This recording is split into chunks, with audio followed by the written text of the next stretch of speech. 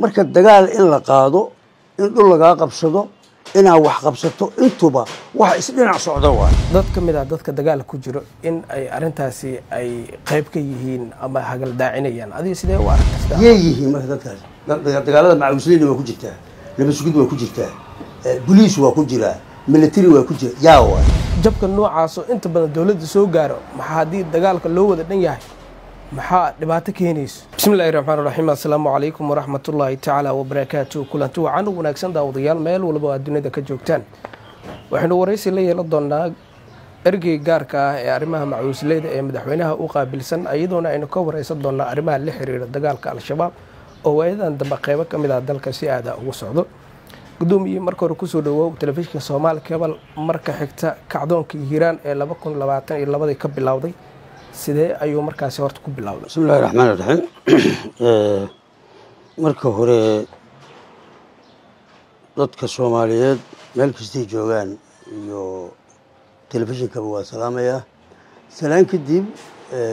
waqti badan ayaa ka soo wareegay dabcan inaan wax uun ka helmaamana way dhici kartaa laakiin intaan ogahay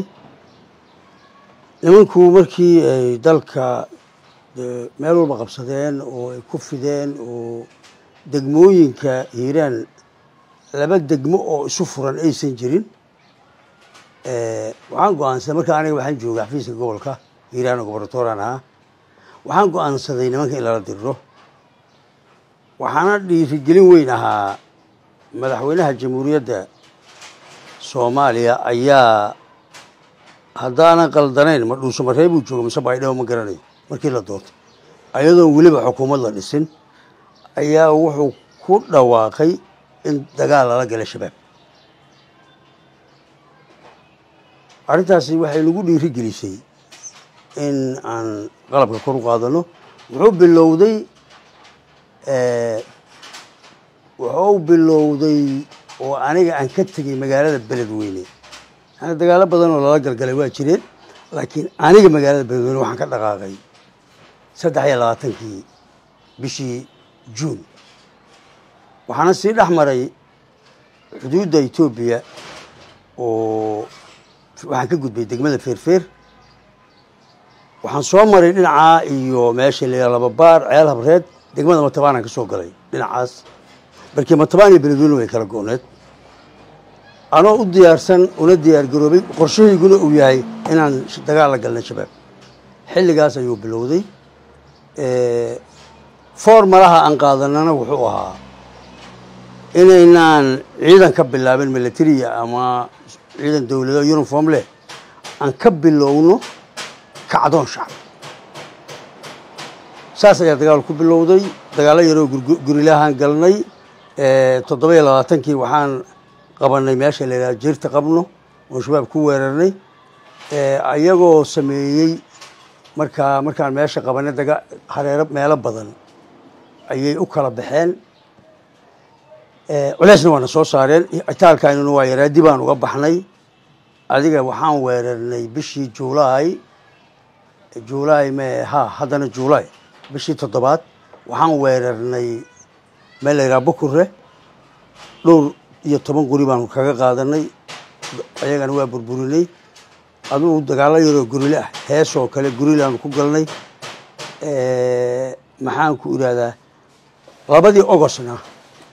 waxaan toos weerar ugu qaadnay Bukuraadan aad baad u mahadsantahay dagaaladaasi aad sheegtay in aad la gasheen al-shabaab labadii sano ee la soo dhaafay ee al-shabaab la eriyay ma la og yahay hadafka dhabta ah ee xilligaas loo dagaalamayay hawal waa very simple in shabaab dalka laga xoreeyay dagaaladii la galay al-shabaab waxa la sheegaa in qorshe la'aan iyo laab la kac wax u eg qabiilada lagu kiciyo maxay tahay xaqiiqda tirta ee furmaha dagaalka ee aad inoo sheegi kartid dadka saa u fakaraya dad ujeedo xun ah cidina wax aan cadayn oo ujeedo lahayn dagaal gulufkiisu inta la egyaa kuma qaadi karto kuma la guuleysan karto markay ujeedo ma leh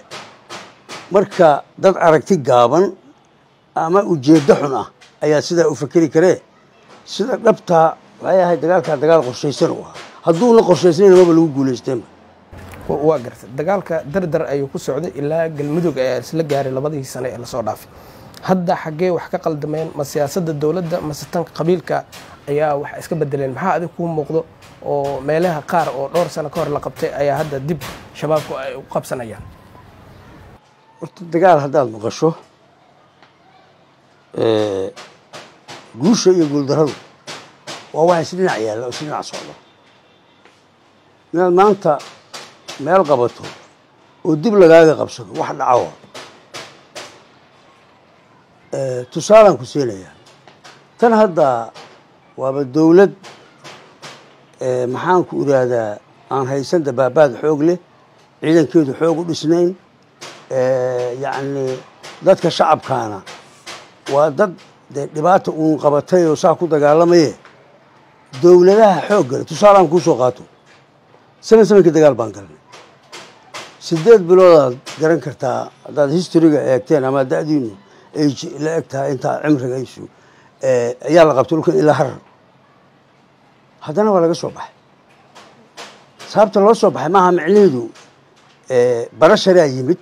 awood xoogganaa timid marka dagaal in la qaado in dhul lagaa qabsado inaad wax qabsato intuba wax isdhinac socda waaye waana wax imaan karee maaha wax maxaan ku ah adduunye gadoon maaha waata aad baad u mahadsan tahay sida loo qabsaday degmooyin ka tirsan gobolka shabeellada dhexe oo markaasi 2022 bil la xoreeyay qaybo ka mid ah ayaa haddana dhanka kale shaki waxay muujinayaan dad ka mid ah dadka dagaal ku jiro in ay arintaasi ay qayb ka yihiin ama hagal daacinayaan adiga sidee u aragtaa walaada aniga wax aan hubo aan ku leeyahay hebel baa ma dad ciidan baa military ma shacab baa dadkaas la tuhumsan yahay dadkeewa yay yihiin marka dadkaas dagaalada macawisliin waa ku jirtaa nabasugid waa ku jirtaa boliis waa ku jiraa military waa ku jira yaa waay jabka noocaas oo inta badan dowladda soo gaaro maxaa haddii dagaalka loo wada dhan yahay maxaa dhibaato keenayso horta waxaan rabaa in wax yar la fahmo markii gumaysigu Soomaaliya haystay qaar baa gumaysiga jaajuus u ahaa oo gumaysiga waxa uu jaajuusay mar kastoo dagaal la galo ama marxalad adag la galo kuwa Soomaali xume la yiraahdo Soomaali xume oo ujeedo gaaban oo aan historygana waxba ka aqoon Soomaali historyna taariikhda Soomaaliyeed iyo waxa uu yahayna aan garanayn diinta islaamkana aan aqoon badan u lahayn si guracan u shaqeeya waa jiri maxaa looga saari lahaa shacab qayb ka mid ah 5 sano ku dhawaad ayuu dagaalka socdaa maxay kula tahay su'aal maaha waa ku sheegay su'aashii horodii weydiisa waay dagaal haddaad gasho fiiri tusaaleyaran kuu soo qaadaya hadda meesha aan joogno mar baa shabaab haysta in la xamar joogtaan filaya markaa jubbo hotelkaa jubbana waxaa joogay ciidanka dowladda soo ma halkana shabaab baa haysta hadda xaggee lagu dagaalamayaa waa meel noo jirta dhowr 100 oo kilomitir maaha marka meesha laga yimid aad garan kartaa soo ma meel hoosaa laga yimido meelna waa la yimid macquul oo raja dadka soo gashay ayadii baa laga daal dhacayaa marka maalin waa lagu bursanaya maalin waxaa bursanaya soo ma labadii maalin ee lasoo dhaafay muqdisho waxaa ka soconayay shir beelaha hawiye ay yeelanayeen oo la xiriira in dagaalka khawaarijta la sii wado hadalkaasi khudbad aad ka jeedisay waxaad ku tilmaantay ama aad sheegtay in marka aad soo raacdaysaan meelo ka mid ah qabiilada hawiyaha ay galaan yeetaa cidda aad sida tooska ula jeeday ama waxaa ka waday waxba kama wada waxaan ka wadaa anigu cid ulamaan jeedin cid aan xumaynayana ma jirto cid Soomaaliya xumaan iga mudanna ma jirto dad Soomaaliyeed ay qabsadeen nimankani ayaan lahaa laga dulqaado ujeedada nuxurku intaas waa war dadkaas cadow baa haysta jaanis isaga dulqaadaana ma hayaan oo anigu waatan ku leeyahay Ethiopia soo dhaxmaray meel kale aan maraan waa Soomaa nimankan markii space ma haystaan tusaale haddaysan meel ay dabada la galaan ay ka dagaalamaan aysan jirin war sidii looga dul qaadi lahaa waayo waxa aan ka hadlayo qolo shabaabka aan gaar inay u leeyihiin aan tilmaamayaa ma jiro waa tahay gudoomiye aad baad u mahadsan tahay ugu dambeyntii qabiiraad tahay oo muddo dagaal ku soo jiray sidee kula tahay ama talada dadka Soomaaliyeed aad u jeedinaysa oo kooxahan cadawga ah ee dadka Soomaaliyeed loo guuleysan lahaa dadka Soomaaliyeed qof kasta oo damiir leh amaba nool oo wax garta